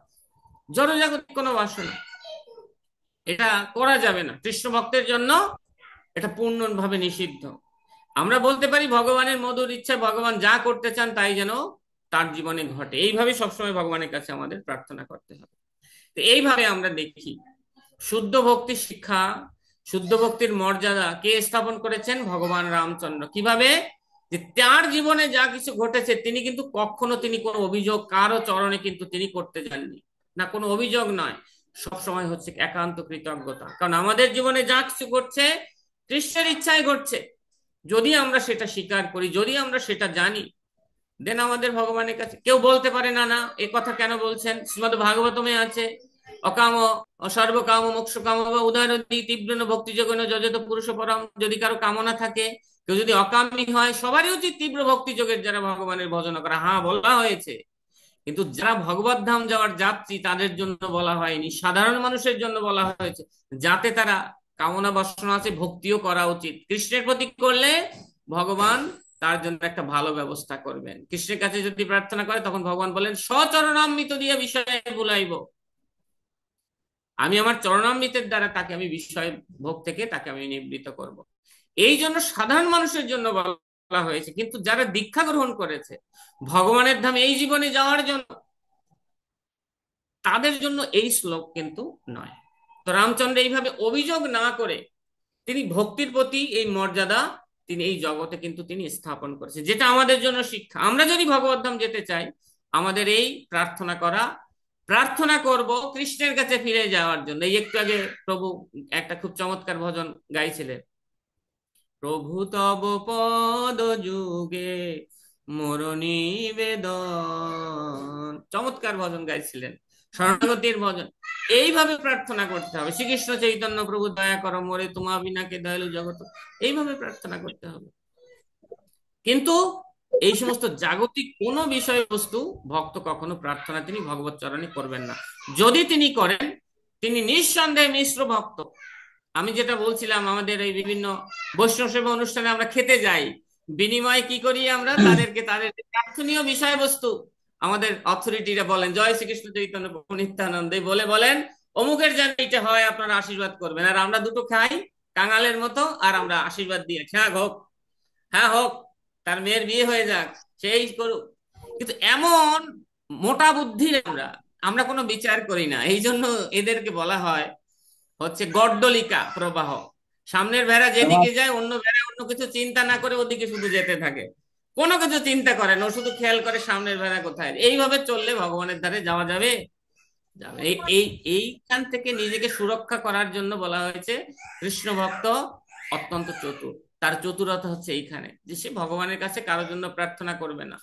যদি কেউ ভক্তি জীবনের উন্নয়ন চায়, শুধুমাত্র সেই ক্ষেত্রে এইভাবে বলতে পারে। গুরু মহারাজ শিলা ভক্তিচারু স্বামী গুরু মহারাজের সুস্থতার জন্য প্রার্থনা করেছেন, তখনও বলেননি কৃষ্ণ শিলা ভক্তিচারু স্বামী গুরু মহারাজকে সুস্থ করে দাও, না, এটা বলা যাবে না। গুরু মহারাজ বলেছেন, আমাদের সবাইকে প্রার্থনা করিয়েছেন, হে ভগবান, আপনি যদি চান, আপনার মধুর ইচ্ছায় তিনি যেন সুস্থ হয়ে আমাদের কাছে ফিরে আসেন। আমি দাস, আমি প্রভু নই, আমি কেন আদেশ করব কৃষ্ণকে? এই শিক্ষাটা আমাদের দিতে হবে, এই মর্যাদাটা আমাদের স্থাপন করতে হবে। এইভাবে ভক্তির প্রতি মর্যাদা স্থাপন করলেন ভগবান শ্রী রামচন্দ্র, এবং আমাদের জন্য সেটা করণীয়। ভাইদের প্রতি কি ধরনের মর্যাদা ভগবান রামচন্দ্র তিনি স্থাপন করেছেন? আমরা জানি ভগবান শ্রীকৃষ্ণের প্রকাশ হচ্ছেন বলরাম, আর বলরাম থেকে এই চারটা বুহ হয়, সংকর্ষণ, বাসুদেব, প্রদ্যুম্ন এবং অনিরুদ্ধ। তো এই বাসুদেব হচ্ছেন স্বয়ং ভগবান রামচন্দ্র, সংকর্ষণ হচ্ছেন এই লক্ষণ, প্রদ্যুম্ন হচ্ছেন ভরত, এবং অনিরুদ্ধ হচ্ছে শত্রুঘ্ন। তা রামচন্দ্র তিনি তো সাক্ষাৎ ভগবৎ স্বরূপ। আর লক্ষণ, লক্ষণ হচ্ছেন স্বয়ং বলরাম বলি আমরা। এবং এখানে বলা হয়েছে যে সংকর্ষণ ভগবানেরই অংশ, তিনি সংকর্ষণ। তো ভগবানের সেবা করার জন্য তিনি এসেছেন। এই জন্য লক্ষণকে বলা হয় যে লক্ষণ এই জগতে এসেছেন তিনি আহ ভগবত সেবার, অহৈতুকী ভগবত সেবার মর্যাদা এই জগতে প্রতিষ্ঠা করার জন্য তিনি এসেছেন। এবং আমরা দেখি লক্ষণের, যে লক্ষণ কিভাবে যখন রামচন্দ্র বনে যাবে, তিনি সঙ্গে সঙ্গে কোনো কিছু চিন্তা না করে নিজের মা বাবা এটা সেটা, কারণ অহৈতুকী ভক্তি রামচন্দ্রের সেবার প্রতি, যে কোনো হেতু নেই, এমনিতেই রামচন্দ্রের প্রতি তিনি আকৃষ্ট, তিনি স্বয়ং রামচন্দ্রের সঙ্গে রওনা দিলেন। তখন তার মা তাকে বললেন যে তোমার আজকে থেকে সেবা হচ্ছে রামচন্দ্রের প্রতি, তুমি পূর্ণ খেয়াল রাখবে তাকে, তোমার রামচন্দ্র হচ্ছে তোমার পিতা এবং সীতা দেবী হচ্ছে তোমার মাতা, অর্থাৎ এই জ্ঞানে তুমি তাদেরকে সেবা করবে। এবং এই আহ আমাদের লক্ষণের কি কাজ ছিল? সব সময় রামচন্দ্রের সঙ্গে যাওয়া, রামচন্দ্রের পায়ে কোনো আঘাত না লাগে এই জন্য বন কেটে পরিষ্কার করে সামনের দিকে এগিয়ে নিয়ে যাওয়া, এবং হচ্ছে রাতের বেলায় রামচন্দ্রের সমগ্র শ্রী চরণ কমল মেসেজ করে দেওয়া। কখনো কখনো সীতা দেবী দিতেন, তার জন্য জল নিয়ে আসা, বনের ফলমূল নিয়ে আসা, যাবতীয় সমস্ত কাজ দাসের মতো করে গিয়েছেন কে? এই লক্ষণ। এবং তার বিনিময়ে কি চেয়েছেন? কিছুই না, অহৈতুকী সেবা, কোনো হেতু নেই, কোনো হেতু। ন ধনম ন জনম ন সুন্দর কবিতাম বা জগদীশ কাময়, মম জন্মনি জন্ম নিঃস্বরে ভাব তার ভক্তির অহৈতুকীত্বই। আমি অন্য কোনো কিছু চাই না, সকালবেলা বলে সারাদিন এটা চাইতে থাকি, এটা চাই প্রভু, এটা দাও, ওটা দাও, সেটা দাও, এই যেন হয়, সেই যেন হয়, ঠাকুর কৃপা করো, এই করো, ওই করো, সেই করো। ভগবান দাস না, ভগবান প্রভু, আমি তো দাস, আমিই করব। এবং তিনি সীতা মাতার প্রতি এমন মাতৃভাব পোষণ করতেন যাতে কোনো সময় সেই মাতৃভাব অন্যত্র গমন না করে, তাই তিনি সীতা দেবীর চরণ ছাড়া অন্য কোথাও তিনি তাকাতেন না, তার চরণের দিকেই শুধুমাত্র তাকাতেন। এইভাবে লক্ষণ সেবা করেছেন, এবং 14 বছর শুধুমাত্র রামচন্দ্রের সুরক্ষা বিধানের জন্য তিনি ঘুমাননি, সারা রাত ধরে পাহারা দিয়েছেন। অহৈতুকী ভক্তির এক উজ্জ্বল দৃষ্টান্ত। শক্তিশাল মারা হয়েছিল রামচন্দ্রের গায়ে, কিন্তু লক্ষণ বুক পেতে সেই শক্তিশালকে তিনি কিন্তু তার জীবনে গ্রহণ করেছিলেন। আমরা আমাদের প্রভুর সেবার জন্য কতটুকু এইরকম কষ্ট করতে, এবং এই 14 বছর তিনি কোনো জল পান করেননি, কোনো খাবার তিনি গ্রহণ করেননি, এই 14 বছর সেবার নিমিত্ত। ভগবান শিক্ষা দিয়েছেন এইভাবে কষ্ট করে। আমাদের জন্য শিক্ষা কি? যে আমরাও যেন, প্রভুপাদ তো আমাদেরকে অত কিছু দেননি, যতটুকু দিয়েছেন ততটুকু যেন নিষ্ঠাভরে আমরা আমাদের জীবনে পালন করি। আমি হাজার জনকে উদ্ধার করার জন্য প্রস্তুত, কিন্তু গুরুদেব আমার কাছে চান, আমাকে দীক্ষা দিয়েছেন আমি যেন উদ্ধার পাই। তা জনম সার্থক করি, পর উপকার, আগে নিজের জীবনটাকে সার্থক করতে হবে তারপর। তো লক্ষণ এইভাবে আহ ভগবত সেবার এক চরম আদর্শ তিনি এই এই জগতে তিনি মর্যাদা তিনি প্রকট রেখে করেছিলেন। এবং এই জন্য আমাদের এইখানে আহ লক্ষণকে দীক্ষাগুরুর প্রতিনিধি হিসাবে তাকে গণ্য করা হয়। তো লক্ষণের কথা জানি আমরা, এই যে ভরত যিনি কিনা প্রদ্যুম্ন অবতার, তিনি কি ভক্তি শিখ মর্যাদা এই জগতে স্থাপন করেছেন? অপ্রতিহতা ভক্তির মর্যাদা তিনি স্থাপন করেছেন। রামচন্দ্র বনে চলে গেল, ভরত শত্রুঘ্নতে খবর দেওয়া হলো, তা তারা খুব দ্রুত বেগে আসলেন। ভরতের প্রতি সমগ্র অযোধ্যাবাসী অত্যন্ত বীতশ্রদ্ধা ছিল, অত্যন্ত বীতশ্রদ্ধা, যে এই ভরতে নিশ্চয়ই এই রামচন্দ্রকে আমাদের কাছ থেকে সরিয়ে এখানে নিয়ে গিয়েছে। তাই তার প্রতি তারা ঘৃণার দৃষ্টিতে তাকাচ্ছিলেন এবং খুব জোরে জোরে তার সমালোচনা করছিলেন। তো গুরুদেবের সামনে যখন তিনি এসেছিলেন, তখন গুরুদেব তাকে কি বললেন? হে রাজন। তখন কিন্তু তার রাজ্য অভিষেক হয়নি, হে রাজন বলে তাকে মূলত খোঁচা মেরেছিলেন। তো গুরুদেবের কাছ থেকে তিনি কি বাধার সম্মুখীন হয়েছেন, গুরুদেবও তাকে বিশ্বাস করতে পারলেন না, অবিশ্বাসের পাত্র হয়েছেন। সমগ্র অযোধ্যাবাসীর অবিশ্বাসের পাত্র হয়েছেন। আহ তার কৌশল্যা, সুমিত্রা আদি অন্যান্য রাজমন্ত্রীদের অবিশ্বাসের পাত্র তিনি হয়েছিলেন। এই অবস্থাতে তিনি রামচন্দ্রকে আনার জন্য তিনি গমন করলেন দ্রুত বেগে। রামচন্দ্রের কাছে গিয়ে অনেক অনুনয় বিনয় করলেন। রামচন্দ্র বললেন যে দেখো, আমি আমার পিতার এই প্রতিজ্ঞা পালনে আমি একনিষ্ঠ, যার কারণে আমি যাব না। কিন্তু তারপরও ভরত তাকে ভীষণ ভাবে বলছিলেন, না প্রভু, আপনাকে যেতেই হবে, যেতেই হবে, আপনাকে ছাড়া অযোধ্যাবাসী বাঁচতে পারবে না প্রাণে, আমি স্বয়ং মারা যাব। রামচন্দ্র তখন একটা কথা বলেছিলেন যে কোনটা তোমার কাছে বড়, আত্ম ইন্দ্রিয় প্রীতিবাঞ্ছা নাকি কৃষ্ণ ইন্দ্রিয় প্রীতিবাঞ্ছা? কোনটা বড়, কোনটা প্রেম?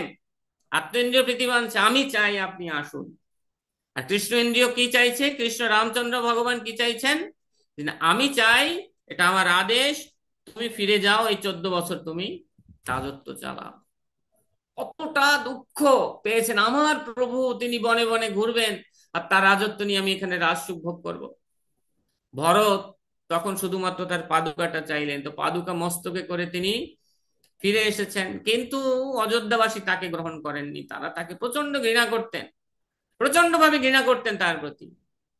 তিনি তখন সেই পাদুকা সিংহাসনে রেখে তিনি সেই অযোধ্যা নগরী থেকে দূরে সেখানে একটা বনবাসী জীবনযাপন করতেন। এবং তিনি কি খেতেন জানেন? 14 বছর ভরত কি খেয়েছেন? 14 বছর শ্রীমদ ভাগবতমে বর্ণনা করা আছে, 14 বছর ভরত গোমূত্র আছে না, গোমূত্র, গোমূত্র দিয়ে জব, জব যেটা, সে জব তিনি রান্না করে সেই জব সিদ্ধ খেয়েছেন, গোমূত্র দিয়ে সিদ্ধ করে খেয়েছেন। এইভাবে তিনি তার এই 14টা বছর তিনি এইভাবে সাধনা করে তিনি কাটিয়েছেন। এবং তিনিও বলকল পরিহিত অবস্থায় থাকতেন। রামচন্দ্রের জুতাই হচ্ছে রাজা, এই জ্ঞান করে তিনি বলকল পরিহিত অবস্থায় তিনি এইভাবে রাজ্য চালাতেন। এই হচ্ছে। এবং তিনি দিনের বেলায় স্নান করতে যেতে পারতেন না, তিনি তখন কি করতেন? সরয়ূ নদীতে রাতের বেলায় স্নান করতে যেতেন, সরয়ূ নদীতে। তো প্রজাগণ তাকে এমন ভাবে ঘৃণা করত। এই প্রচন্ড ঘৃণার মধ্যেও তিনি কিন্তু রাম ভক্তি এতটুকু তিনি কিন্তু টলাতে পারেননি। আমাদেরকে একটু ও এটা সেটা বললেই সঙ্গে সঙ্গে আমরা টলে যাই, পরের কথায় কি আসে যায়, পরের কথায় কি বা আসে যায়? পরের কথা কিছু আসে যায় না। আমাদের ভক্তি যে যাই বলুক, যে যাই করুক, আমার ভক্তি আমার করতে হবে, আমার ভক্তি আমার করতে হবে। কোথাও গেলে দেখবেন, ভক্তদের মাঝে থাকলে যদি ভগবানের ভোগ দেওয়া হয়নি এমন যদি কোনো বস্তু অফার করে, আপনি যদি না খান, ভক্তদের মাঝে আপনি একটা হাসির পাত্রে পরিণত হয়ে যাবেন। ভক্তরা বসে বৈষ্ণব সমালোচনা করছে, কোন ইস্কন মন্দিরের কোন প্রেসিডেন্ট কি করেছে, এই করেছে সেই করেছে, সমালোচনা হওয়ার সাথে সাথে আপনি সেখান থেকে উঠে আসলেন, দেখবেন আপনি একটা হাসির পাত্র। আরে বাবা, প্রভু আবার বৈষ্ণব সমালোচনা করে না, দেখবেন একটা হাসির পাত্র হয়ে যাবেন আমাদের তথাকথিত ভক্তের দের মাঝখানে। এইভাবে একটু কঠোর কোনো নিয়ম, হরিনাম জপ করছেন, এরকম সময় একজনে গল্প করতে আসলো, আপনি তাকে হাত জোর করে বললেন যে আমি জবটা শেষ করি, পরে আপনার সঙ্গে কথা বলবো, আপনি তার কাছে হাসির পাত্র। আরে বাবা, প্রভু তো হেভি ভজনশীল, হ্যাঁ, তিনি জপের সময় কথা বলেন না। কত বড় বড় বৈষ্ণবরা কথা বলে, প্রভু আবার জপের সময় কথা বলেন না। তো এইভাবে নিষ্ঠা দেখাতে গেলে অভক্ত কি সবচেয়ে বেশি বাধার সম্মুখীন হবেন ভক্তদের কাছ থেকে, যদি আপনি নিষ্ঠা ভক্তি করেন তথাকথিত ভক্তদের কাছ থেকে, যাদের সংখ্যাটা বেশি, তাদের কাছ থেকে আমরা এইভাবে, এবং তাদের কথায় পড়ে আমরা কি করি, তাদের সঙ্গে সামঞ্জস্য দেই। অনেক সময় ভক্তরা অন্য ভক্তের নিন্দা করলে আমরা সাথে বসে একটু হা হু দেই, হ্যাঁ হ্যাঁ, না এটা ঠিক, আপনি যেটা বলছেন ঠিকই। কেন? কেন না? প্রভুর সাথে আমার খাতির নষ্ট হয়ে যায় নাকি? কৃষ্ণের কাছে যাব সেটা পরে, এত দরকার নেই। জড়জাগতিক জীবনে মানুষকে তোষামোদী করে করে এই পর্যন্ত এসেছি, এবার আসি ভক্তি জীবনে শান্তি পাবো। ওমা, ওই অভ্যাস এখানেও আছে, এখানেও তোষামোদী করে বেড়াচ্ছি আমরা সবার কাছে। কি দেখে? ক্ষমতা দেখে, এই সেই কত কিছু দেখে তোষামোদী। আর আমরা এই তোষামোদীকে কি নাম দিয়েছি না? বৈষ্ণবের প্রতি শ্রদ্ধা।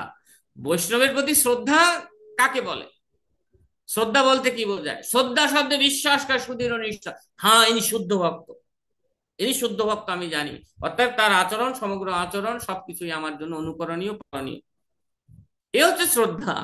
ওই পিছন পিছন হ্যাঁ হ্যাঁ প্রভু, হ্যাঁ হ্যাঁ, ঠিকই বলছেন প্রভু, অমুক তমুক, সময় নষ্ট করা, বৈষ্ণব সমালোচনা শোনা, এগুলো কিন্তু আছে আমাদের লাইফে।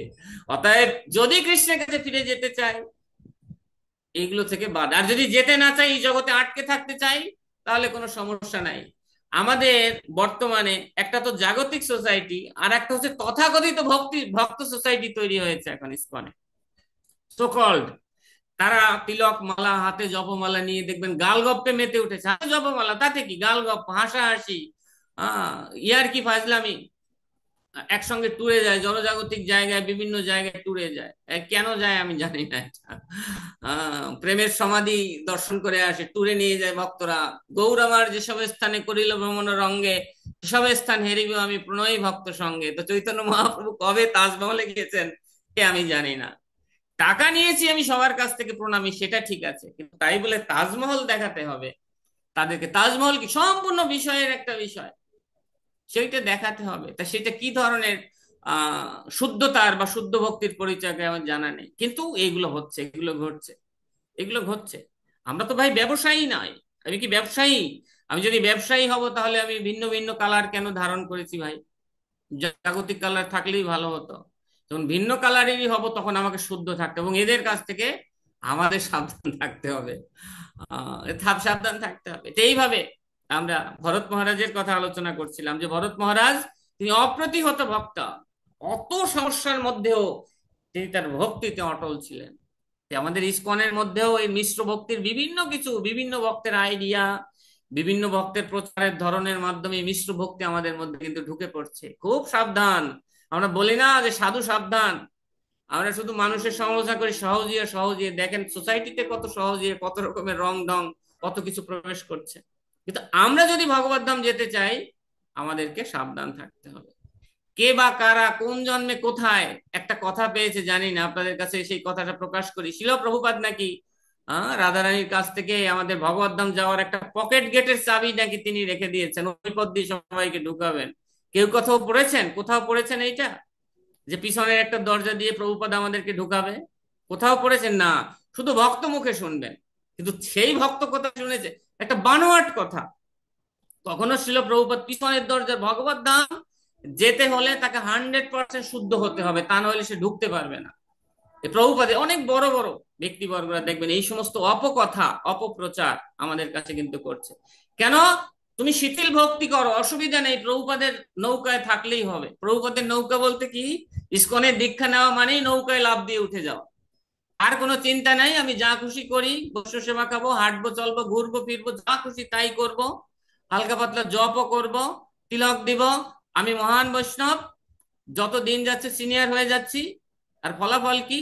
এই নৌকায় যখন উঠছি, প্রভুপাদের এই বড় জাহাজে উঠে একদিন ভগবত ধাম যাব। প্রভুপাদের জাহাজ বলতে কি বোঝায়? শিলা প্রভুপাদের জাহাজ মানে হচ্ছে প্রভুপাদ কর্তৃক প্রতিষ্ঠিত সমগ্র নিয়ম কানুন। এটা হচ্ছে প্রভুপাদের জাহাজে সেই উঠেছে ইসকনের প্রত্যেকটা নিয়ম কানুন যে পালন করে। কোন নিয়ম কানুন? আমাদের ওই ভক্তরা যে নিয়ম কানুন বলছে সেইটা নয়। হ্যাঁ, সেটা হতে পারে যখন তারা বৈষ্ণব সদাচার থেকে সেই সমস্ত নিয়ম কানুনের কথা বলবে, তখন ঠিক আছে। নিজেদের বানোয়াট কথা বলবে, সেটা আমরা কখনো প্রভুপাদের নৌকা হিসেবে গ্রহণ করতে পারি। দেখবেন অনেকে বলবে যে প্রভুপাদের জাহাজে, প্রভুপাদের নৌকায় উঠে যাও, বিশাল জাহাজ, আমরা একেবারে কোটি কোটি লোক, যত বেশি আসবে আর ভগবানের কাছে ফিরে যাব। না, এটা হবে না, এটা হবে না। আমাকে শুদ্ধ মুক্ত হতেই হবে, তা নাহলে আমি ভগবানের কাছে ফিরে যেতে পারবো না। তাতে আমি ইস্কনের হই আর অমুক অত বড় গুরুর শিষ্য হই আর ওইরকম শিষ্য হই না কেন, আমাকে ভক্তি করতেই হবে, তা নাহলে আমি ভগবানের কাছে ফিরে যেতে পারবো না, ভগবানের কাছে ফিরে যেতে পারবো না।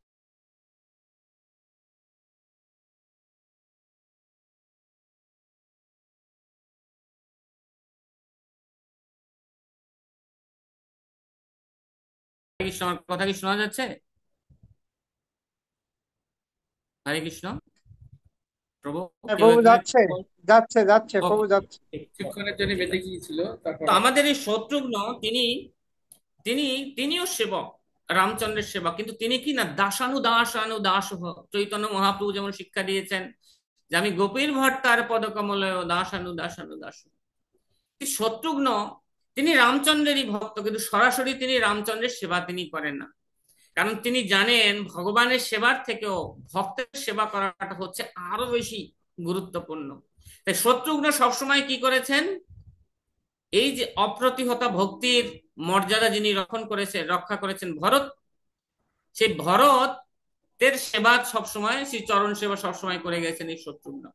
অতএব তিনি ভক্তের ভক্ত সেবার আদর্শ বা মর্যাদা তিনি এই জগতে তিনি প্রতিষ্ঠা করেছেন, আমরা এটা দেখি।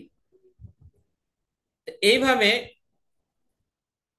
স্ত্রীর প্রতি যে মর্যাদা, আমরা এই চার ভাইয়ের প্রতি রামচন্দ্রের যে মর্যাদা, তা রামচন্দ্র অত্যন্ত ভালোবাসতেন, স্নেহ করতেন প্রত্যেকে, এবং প্রত্যেকে যেহেতু তারাও রামচন্দ্রেরই অংশ প্রকাশ, তাই তারাও এই জগতে তারা মর্যাদা স্থাপন করেছেন। ভগবানের প্রতি ভক্তির, ভাইয়ের প্রতি, বড় ভাইয়ের প্রতি ভক্তির বা শ্রদ্ধার যে মর্যাদা, তারা তা কিন্তু এই জগতে স্থাপন করেছেন। স্ত্রীর প্রতি মর্যাদা আমরা দেখি রামচন্দ্র কিভাবে করেছেন। সবচেয়ে বড় ব্যাপার হচ্ছে তিনি একপত্নী ব্রত তিনি গ্রহণ করেছেন। রামচন্দ্রের আগে যারা ছিলেন, ইভেন রামচন্দ্রের বাবা পর্যন্ত বহু পত্নী গ্রহণ করতেন। কেন? যে যারা রাজা, যারা ক্ষত্রিয়, তারা রজগুণ সম্পন্ন, রজগুণ তাদের থাকতেই হবে। সত্যগুণে তারা কখনো রাজত্ব কার্য চালাতে পারবে না, কারণ সত্যগুণের ব্যক্তি কাউকে হত্যা করতে পারবে না। আর কাম এসো ক্রোধ এসো রজগুণ সমুদ্ভব, রজগুণ যদি কারো থাকে, তার কাম এবং ক্রোধ এই দুইটা জিনিস তার থাকবে। আমরা জানি ক্রোধের বশবর্তী হয়ে হত্যা করে রাজারা অন্যকে, এবং তারা কামের দ্বারাও তাড়িত হয়, যার কারণে সেই সমস্ত রাজাদের বহুপত্নী গ্রহণ করার পন্থা তখন সেখানে ছিল। প্রভুপাদ এটা বিভিন্ন জায়গায় তিনি এটা বর্ণনা দিয়েছেন যে পূর্বের রাজারা এইভাবে বহুপত্নী, কিন্তু রামচন্দ্র তিনি শিক্ষা দিয়েছেন স্ত্রীর মর্যাদা তিনি স্থাপন করেছেন যে না, একপত্নী গ্রহণ।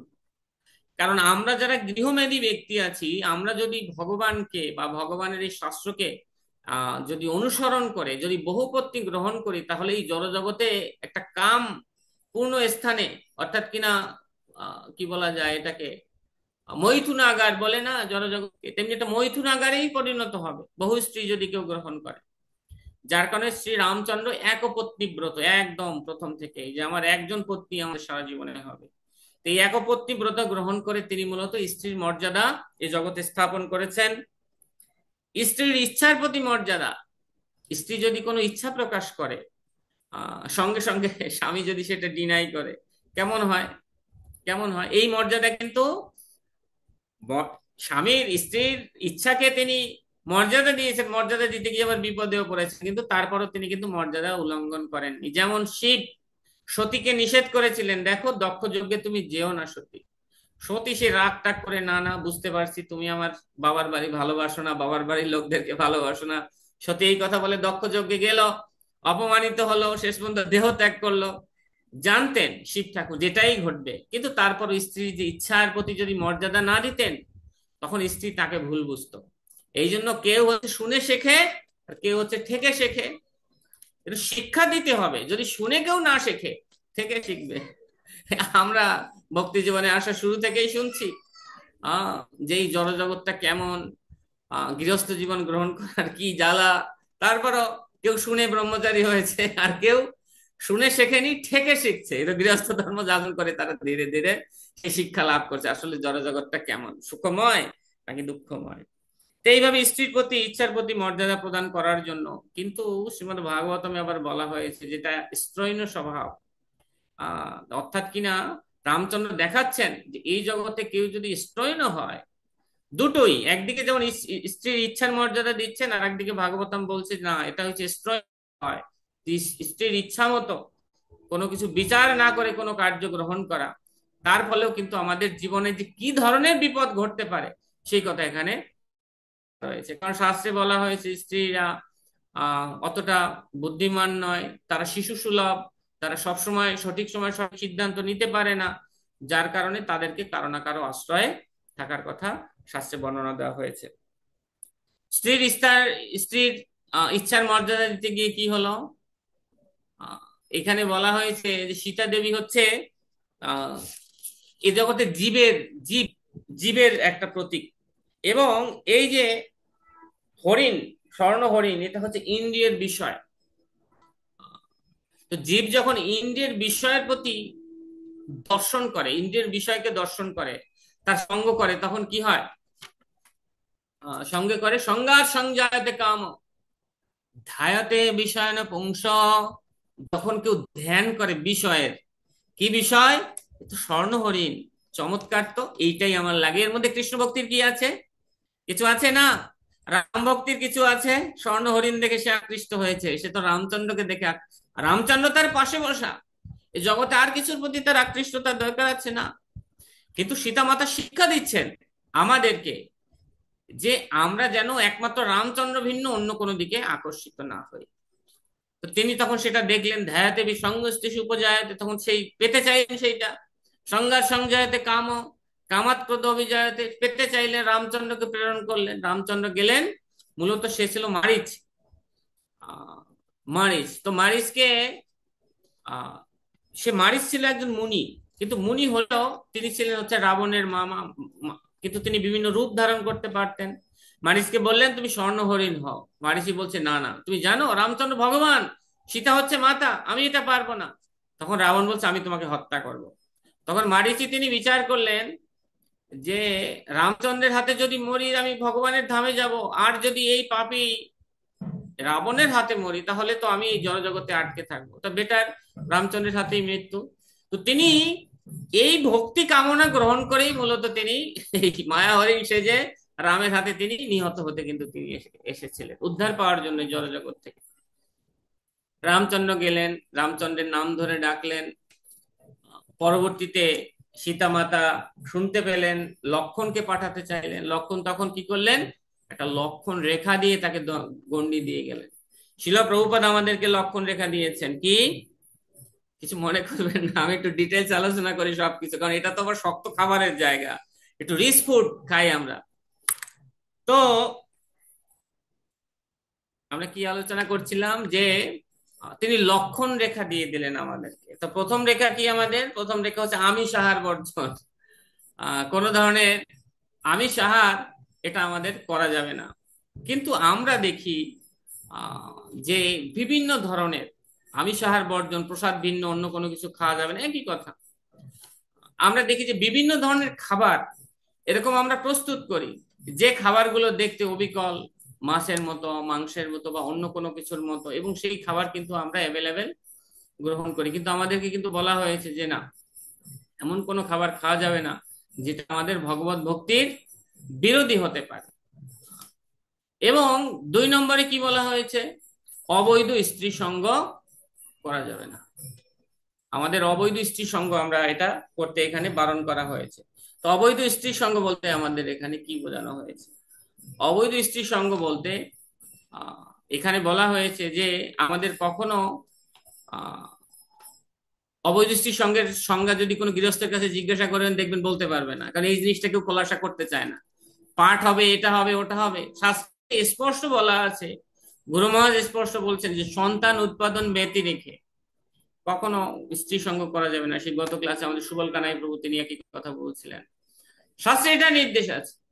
কিন্তু যখন কেউ বিবাহ করবে, যখন কেউ অন্য কোনো কিছু করবে, দেখবেন যে এই কথা কেউ কাউকে, অনেক গৃহস্থ এখনো পর্যন্ত অস্পষ্ট আসলে অবৈধ সঙ্গ বলতে কি বোঝানো হয়েছে, এখনো অস্পষ্ট, কারণ এই জিনিসটা খোলাসা করে বলা হয় না।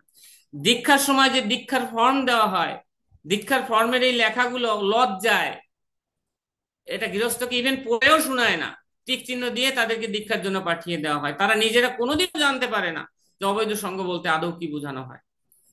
এই ধরনের উপকারগুলো কারা করছে? আমাদের তথাকথিত অথরিটি, যারা আমাদের ভক্তির অথরিটির, কিন্তু ভক্তিকে তারা কিন্তু আমাদের এখানে সংরক্ষণ করছেন না, এইভাবে দিয়ে দিচ্ছেন আমাদের। আরো কি, আমরা যখন ছোট ছিলাম তখন মন্দিরে, বিশেষ করে স্বামীবাগ মন্দিরে ব্রহ্মচারী ক্লাস হতো। ব্রহ্মচারী ক্লাস থেকে আমাদেরকে বের, এই ব্রহ্মচারী ক্লাস হবে, এখানে কোনো ছাত্ররা ঢুকতে পারবে না, এখানে কোনো গৃহস্থরা ঢুকতে পারবে না। কেন? ভগবত ভক্তির এমন কোন প্রসঙ্গ আছে যেটা আলোচনা করা হবে সেখানে গৃহস্থদেরকে কেন ঢুকতে দেওয়া হবে না, সেখানে ছাত্রদেরকে কেন ঢুকতে দেওয়া হবে না? তার মানে কি আমরা ভগবানের কাছে ফিরে যাব না? শাস্ত্রে বলা হয়েছে কেউ যদি ভগবত ধাম যেতে চায় অবশ্যই তাকে ব্রহ্মচর্য পালন করতে হবে, অবশ্যই পালন করতে হবে। এই বিষয়টা যদি কখনো গৃহস্থরা জানতে না পারে, এই জড়জগৎটা যে দুঃখালয়ম, এই জড়জগৎটা যে মৈথুনাগার, গৃহস্থ জীবন যে আমাদের অন্ধকূপ, গৃহমেধী জীবন যে অন্ধকূপ, এটা যদি ভক্ত না জানতে পারে, সেখান থেকে উত্তরণ করতে সে চেষ্টা করবে? করবে না। এবং বেশিরভাগ গৃহস্থের একই প্রবলেম, বেশিরভাগ গৃহস্থের একই প্রবলেম, তারা এই বিষয়টা তাদের কাছে একটা অন্ধকারের মতো, যে অবৈধ সঙ্গ বলতে আসলে কি মিন করা হচ্ছে। কেউ পারছে না, ধীরে ধীরে তো চেষ্টা করবে, কিন্তু তারা জানে যে না, অবৈধ সঙ্গ মানে হচ্ছে অন্য স্ত্রীলোক। এবং এইভাবে বলা হয় যে বিবাহ, অবৈধ সঙ্গ মানে কি, বিবাহ বহির্ভূত কোনো কোনো ধরনের সেক্সুয়াল ডিজায়ার বা ইলিসিট সেক্স, এগুলোকে সেখানে বলা হয়েছে যে অবৈধ সঙ্গ। কিন্তু এই যে আহ, নিজ নিজেদের সংযমের ব্যাপারে কোনো শিক্ষা কিন্তু আমরা এখান থেকে লাভ করছি না। অতএব আমরা কিন্তু ভগবত ধামের অভিমুখে হাঁটছি না। তো এই শিক্ষাটাও আমাদের সবার মধ্যে সুস্পর্শ করা দরকার। এইটা স্ত্রীর স্ত্রীর প্রতি মর্যাদার ক্ষেত্রে আমরা এই বিষয়টা বললাম, এবং রামচন্দ্র কিন্তু সেই মর্যাদা তিনি রক্ষা করেছিলেন। সীতা দেবীকে যখন হরণ করে নিয়ে যায়, সীতা দেবী লক্ষণ গণ্ডি রেখা দিয়ে যান, সীতা দেবী কি করেন তখন? দান করার নামে, যেমন আমরা বলছিলাম আমরা নিজেরা গুরুর উপর বেশি গুরুগিরি করি, তো এখানে লক্ষণ হচ্ছেন আমাদের গুরু, দীক্ষা গুরু। তিনি নিয়ম পালনের মাধ্যমে, 4টা নিয়ম, 16 মালা জপ আদি বিভিন্ন কিছুর দ্বারা একটা লক্ষণ রেখার গণ্ডি টেনে দিয়েছেন। এখন অন্য কেউ এসে যদি অন্যরকম কোনো ভক্তির কথা আমাদেরকে বলে, বিভিন্ন ভক্ত বিভিন্ন দিকে যদি আমাকে ঘাটতে চায়, অনেকে বলে এরকম ভাবে, মন্দিরে গেলে দেখবেন বলে সেবা করলেই সব হয়ে যাবে, আরে জপ রাখেন আপনারা, না প্রভু 16 মালা শেষ করি না, আরে জপ রাখেন, আগে সেবা করেন। সেবা করবে, যদি সেবার মানসিকতা ঠিক না থাকে তাহলে সেই সেবাটা কর্ম হয়ে যায়, জাগতিক কর্মীর ন্যায় কর্ম হয়ে যায়। সেটা হয়তো স্বল্পমপিয়স্য ধর্মস্য ত্রায়তে মহত ভয়াত হতে পারে, কিন্তু সেটা সেটা আমাকে ভগবানের ধামে নেবে না। সেবা উন্মুখী অত শ্রীকৃষ্ণ নামাদি নহি ভবেদ গ্রাহ্যম ইন্দ্রিয় সেবা উন্মুখী জিহ্বাদৌ স্বয়ং বিস্মৃতদঃ। রূপ গোস্বামীপাদ বলছে যখন আমাদের জিহ্বাদৌ, অর্থাৎ আমাদের জিহ্বা এবং অন্যান্য ইন্দ্রিয় সমূহ যখন সেবা উন্মুখ হয়, সেবা উন্মুখ হয় কি, ইন্দ্রিয় সেবা উন্মুখ হয় মানে কি, আমার মন যখন ইন্দ্রিয়ের মাধ্যমে ভগবানের প্রতি সেবা উন্মুখ হয়, তখন যদি কোনো কাজ করি তখন সেইটা সেবা বলে পরিগণিত হবে। কেননা একটা মন্দিরে একজন ব্যক্তিকে কাজে রাখা হলো যে আমি আপনাকে 1000 টাকা দেবো, সব পাত্রগুলো আপনি ধুয়ে দেবেন। সেই ব্যক্তির পাত্র ধোয়া আর একজন শুদ্ধ ভগবত ভক্তের পাত্র ধোয়ার মহিমা কি একরকম? দুজন কি ভগবত ধামে একই জায়গায় যাবে না? একই জায়গায় যাবে না। এই যে সেবার মহিমা থেকেও শ্রবণ মহিমা বেশি।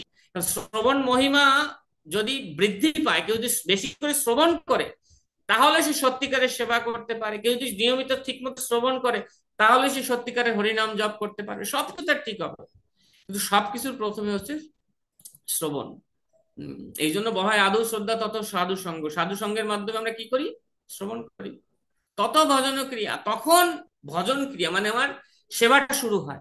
কিন্তু সেবার আগে হচ্ছে সাধু সঙ্গ বা শ্রবণ, এটা আমাকে সবসময়ের জন্য করতে হবে।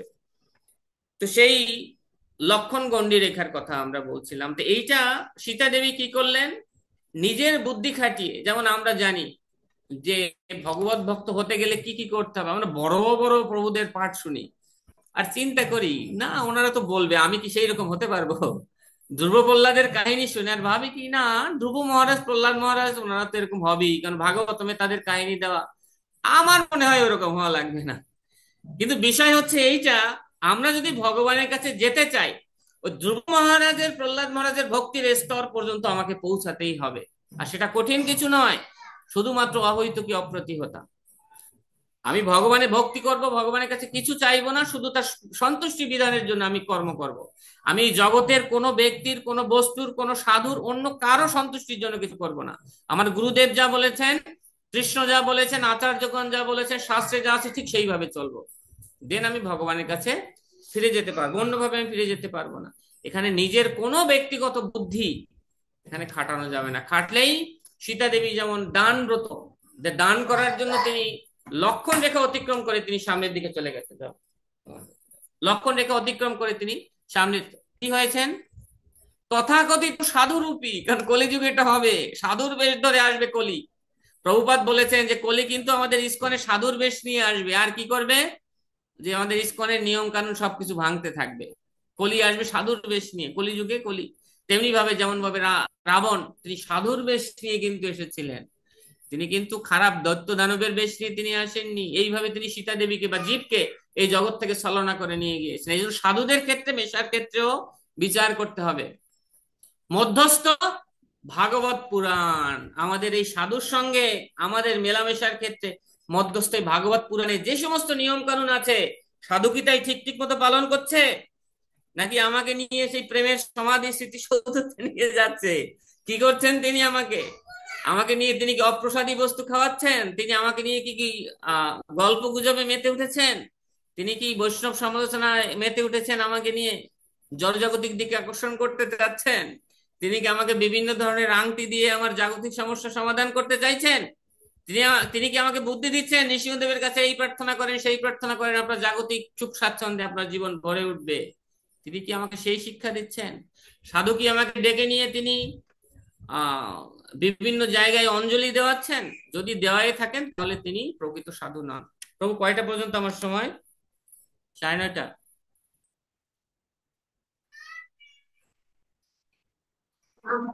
ও বলেন, এখনো বলেন, আপনি বলেন। ওকে, ঠিক আছে। আমাকে আপনি নক করবেন প্রভু, কোনো অসুবিধা নেই, কোনো অসুবিধা নেই। এইভাবে আমরা দেখি যে এই লক্ষণ রেখা এবং সেই লক্ষণ রেখা অতিক্রম করার ফলে তাদের কি বিপদ হয়েছিল। তো লক্ষণ লক্ষণ রেখা প্রদানের দ্বারা মর্যাদা রক্ষা করেছিলেন, কিন্তু সীতা দেবী মর্যাদা ভঙ্গের দ্বারা কি বিপদে পড়েছিলেন সেটাও কিন্তু রামলীলায় আমরা দেখি।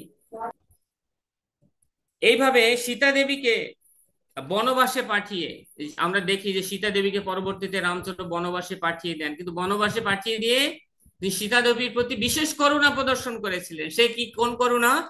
যে করুণা শ্রীকৃষ্ণ গোপীদের প্রতি করেছিলেন, কি সেটা? বিপ্রলম্ব, বিপ্রলম্ব ভাবে ভগবানের সেবা করার মানে হচ্ছে কি, ভগবান সামনে থাকলে প্রেমের মহিমাটা বোঝা যায় না।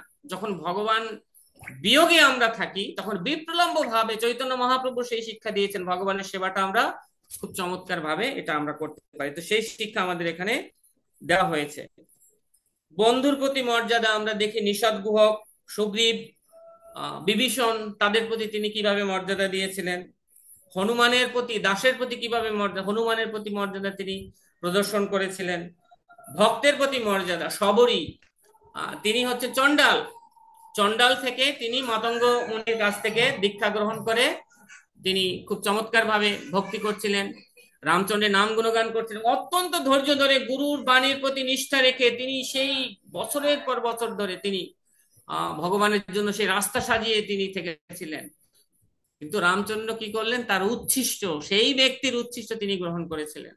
তা রামচন্দ্র ভক্তের মর্যাদা তিনি কিভাবে স্থাপন করেছিলেন আমরা সেটা এখানে দেখি। প্রজাদের প্রতি মর্যাদা, প্রজাদেরকে তিনি ছদ্মবেশ ধারণ করে প্রজাদের দ্বারে দ্বারে ঘুরতেন, কারো কোনো প্রয়োজন আছে কিনা যা আমাকে বলতে পারছেন না। এবং একটা সময় তিনি কি করলেন, আহ এক প্রজার কাছে শুনতে পেলেন যে প্রজা বলছে, তার স্ত্রীকে বলছে যে তুমি কি মনে করছো আমি কি রামচন্দ্রের মতো, যে এই ধরনের কি বলা যায়, যে যে যে সতীত্ব হারিয়ে অন্য জায়গায় গিয়েছে তার সঙ্গে আমি থাকবো, এই ধরনের কটু বাক্য শ্রবণ করে রামচন্দ্র, যদিও সীতা দেবী তেমনটা ছিলেন না, কিন্তু রামচন্দ্রকে এইভাবে অনুসরণ করে তার প্রজারা নষ্ট হয়ে যেতে পারে এই মর্মে তিনি প্রজা, যেহেতু তিনি রাজা, তার প্রধান ধর্ম হচ্ছে প্রজা পালন, তাই তিনি সীতা দেবীকে বনবাসে প্রেরণ করেছেন। এইভাবে তিনি প্রজাদের প্রতি মর্যাদা রেখেছিলেন। ঋষি বাক্যের প্রতি মর্যাদা, যেমন হচ্ছে গৌতম মুনি অভিশাপ দিয়েছিলেন অহল্যাকে পাশনি হওয়ার, কিন্তু পরবর্তীতে আবার উদ্ধারের কথা বলছিলেন রামচন্দ্রের চরণ স্পর্শ। সেই মুনির কথার মর্যাদা রাখার জন্য তিনি অহল্যাকে পাদস্পর্শ করেছিলেন। কাঠবিড়ালির সেবার মর্যাদার জন্য কাঠবিড়ালি এরকম ভাবে মুখে করে বালু এনে, না শরীরে বালু মেখে এইভাবে সেতু বন্ধনের ওখানে গিয়ে ঝাড়া দিচ্ছিলেন, তো হনুমান বলছে এই যাও তুমি, কিন্তু রামচন্দ্র কিন্তু তার এই ছোট্ট সেবা, যে সামান্য বালু গায়ে মেখে নিয়েও সে রামচন্দ্রের সেতু নির্মাণে সহায়তা করছে, তা সেই কাঠবিড়ালির অঙ্গে এইভাবে হাত বুলিয়ে দিয়েছিলেন বলে সেই 3টা রেখা এখনো কাঠবিড়ালির গাত্রে কিন্তু রয়েছে। শত্রুর প্রতি মর্যাদা সর্বশেষ, আমি শেষ করে দিচ্ছি। এই যখন রাবণ অপ্রকট হয়ে যায়, মারা যায়, তো তার, সে তো পাপী ছিল, নিঃসন্দেহে সে কি বলা যায় যে নরক যন্ত্রণা ভোগ করবে। তো বিভীষণ বলছেন যে আমি চাই যে এর কোনো সৎক্রিয়া না হোক, কারণ এর কষ্ট পাওয়াই উচিত। কিন্তু রামচন্দ্র বলছেন যে না, এটা বলা উচিত নয়, তার আত্মা তো পাপী নয়, পাপ করেছে তার দেহটা, অতএব তুমি তার সৎকার করো, এটা করা উচিত তোমার। তো এইভাবে রামচন্দ্রের কথায় তখন বিভীষণ তার সৎক্রিয়া করেছে, অর্থাৎ শ্রাদ্ধ আদি অন্যান্য ক্রিয়া আদি তিনি এটা করেছিলেন। এইভাবে তিনি শত্রুর প্রতি মর্যাদা দিয়েছিলেন। তো সর্বময় সব জায়গায় প্রত্যেকটা বিন্দুতে বিন্দুতে তিনি এই চমৎকার মর্যাদা সু স্থাপন তিনি করেছিলেন, যার কারণে এই রামচন্দ্রকে বলা হয় মর্যাদা পুরুষোত্তম। আরো অন্যান্য ক্ষেত্রে বলা যায়, যেহেতু সময় সংক্ষিপ্ত আমি এখানে শেষ করছি। আমাদের সুবল কানাই প্রভু বলছিলেন যে এরকম যদি হাজার হাজার দিনও যদি বলা যায়, হয়তো আমি বলতে পারবো না, কিন্তু অনেক মহান ভক্তরা রয়েছেন, হাজার হাজার দিন বললেও এ রামলীলা কথায় কখনো শেষ হবে না। তো যাই হোক, এইখানে রাখছি। প্রভু